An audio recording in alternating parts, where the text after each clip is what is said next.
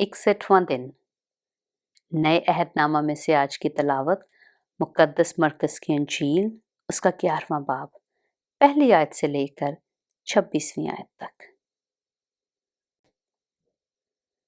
जब वो यरूशलेम के नज़दीक जैतून के पहाड़ पर बैतफगे और बैतनिय्याह के पास आए तो उसने अपने शागिर्दों में से 2 को भेजा और उनसे कहा कि अपने सामने के गांव में जाओ और उसमें दाखिल होते ही एक गधी का बच्चा बंधा हुआ तुम्हें मिलेगा जिस पर कोई आदमी अब तक सवार नहीं हुआ, उसे खोल लाओ। और अगर कोई तुमसे कहे कि तुम ये क्यों करते हो तो कहना कि खुदावंद को इसकी ज़रूरत है, वो फिलफौर उसे यहाँ भेज देगा। बस वो गए और बच्चे को दरवाज़ा के नज़दीक बाहर चौक में बंधा हुआ पाया और उसे खोलने लगे। मगर जो लोग वहाँ खड़े थे उनमें से बाज़ ने उनसे कहा, ये क्या करते हो कि गधी का बच्चा खोलते हो? उन्होंने जैसा यीशु ने कहा था वैसा ही उनसे कह दिया और उन्होंने उनको जाने दिया। बस वो गधी के बच्चे को यीशु के पास लाए और अपने कपड़े उस पर डाल दिए और वो उस पर सवार हो गया। और बहुत लोगों ने अपने कपड़े राह में बिछा दिए और उन्हें खेतों में से डालियां काट कर फैला दी।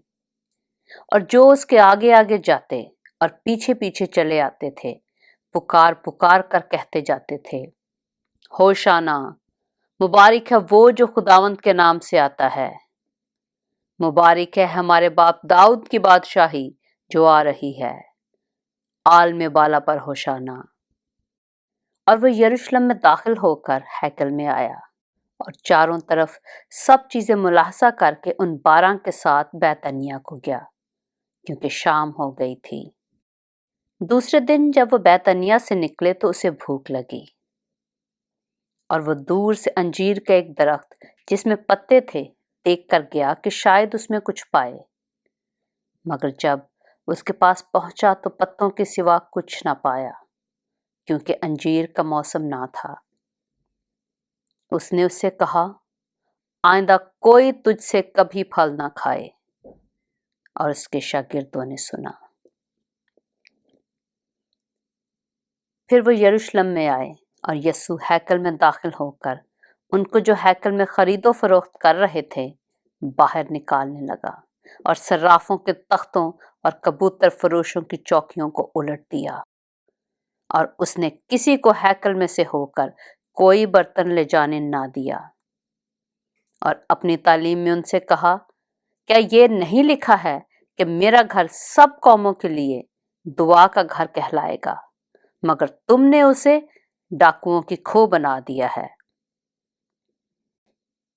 और सरदार काहिन और फकी ये सुनकर उसके हलाक करने का मौका ढूंढने लगे, क्योंकि उससे डरते थे, इसलिए कि सब लोग उसकी तालीम से हैरान थे। और हर रोज शाम को वो शहर से बाहर जाया करता था। फिर सुबह को जब वो उधर से गुजरे तो उस अंजीर के दरख्त को जड़ तक सूखा हुआ देखा। पतरस को वो बात याद आई और उससे कहने लगा, ऐ रबी, देख, ये अंजीर का दरख्त जिस पर तूने लानत की थी सूख गया है। यीशु ने जवाब में उनसे कहा, खुदा पर ईमान रखो, मैं तुमसे सच कहता हूं कि जो कोई इस पहाड़ से कहे तू उखड़ जा और समंदर में जा पड़, और अपने दिल में शक ना करे बल्कि यकीन करे कि जो कहता है वो हो जाएगा, तो उसके लिए वही होगा। इसलिए मैं तुमसे कहता हूं कि जो कुछ तुम दुआ में मांगते हो, यकीन करो कि तुमको मिल गया और वो तुमको मिल जाएगा। और जब कभी तुम खड़े हुए दुआ करते हो, अगर तुम्हें किसी से कुछ शिकायत हो तो उसे मुआफ करो, ताकि तुम्हारा बाप भी जो आसमान पर है तुम्हारे गुनाह मुआफ करे। और अगर तुम मुआफ ना करोगे तो तुम्हारा बाप जो आसमान पर है तुम्हारे गुनाह भी मुआफ ना करेगा। पाक कलाम के पढ़े और सुने जाने पर खुदावंद की बरकत हो।